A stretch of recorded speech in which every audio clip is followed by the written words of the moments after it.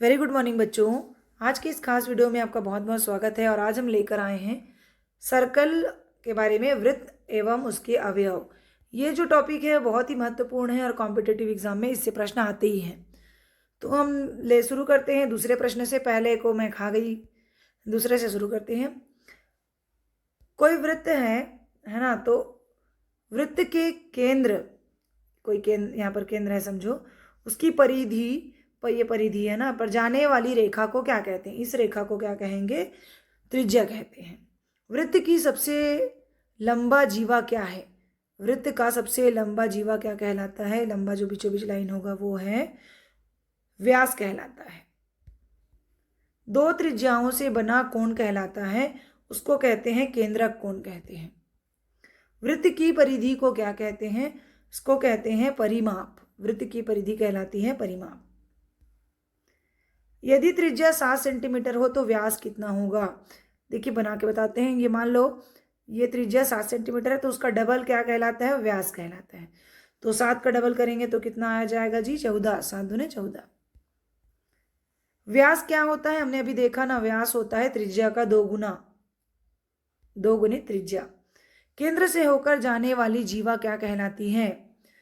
केंद्र से होकर जो जीवा जाती है उसको क्या कहते हैं? ये आप आंसर में कमेंट में बताएंगे। इसको मैं 8वां नंबर का आंसर आप जरूर कमेंट में दें। वृत्त को बाहर से छूने वाली रेखा, सीधी रेखा क्या कहलाती है? उसको कहते हैं स्पर्श रेखा। स्पर्श रेखा वृत्त को कितने बिंदुओं पर छूती है? तो इसका सही आंसर है कि वो 2 बिंदुओं पर छूती है। अगला प्रश्न है, वृत्त की परिधि का सूत्र क्या है? इस सूत्र को तो आप लिख कर याद कर लीजिए, इससे संबंधित प्रश्न आते हैं तो बनेगा। इसका सूत्र है 2 पाई r। पाई का मान तो आपको पता है, आगे दिया भी है।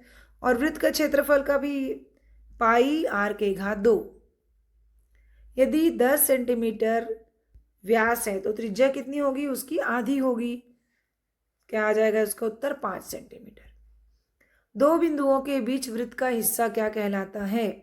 उसको कहते हैं चाप। जीवा क्या है? 2 बिंदुओं को मिलाने वाली सीधा रेखा को क्या कहते हैं? सीधी रेखा को जीवा कहते हैं।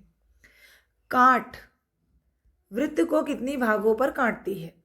इसका आंसर है 2 भागों पर काटती है।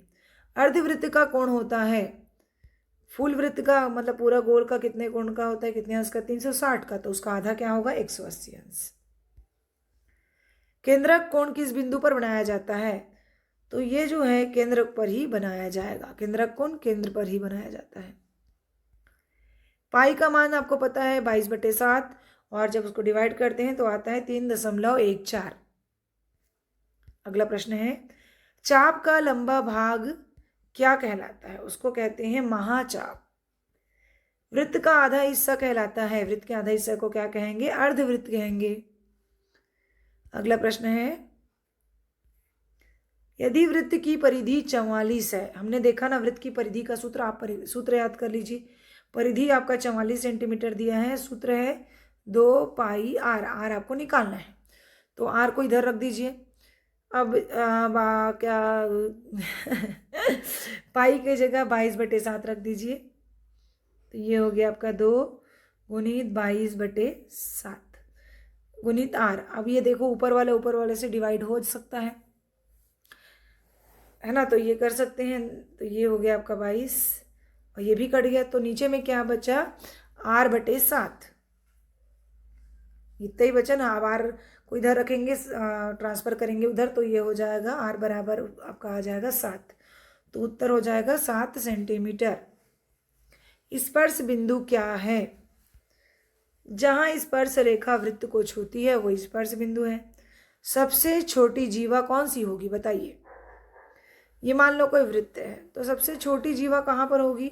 जो केंद्र से सबसे दूर हो, जितनी दूर होगी वो सबसे छोटी जीवा बनाएगी, और सबसे बड़ी जीवा तो उसकी व्यास होगी।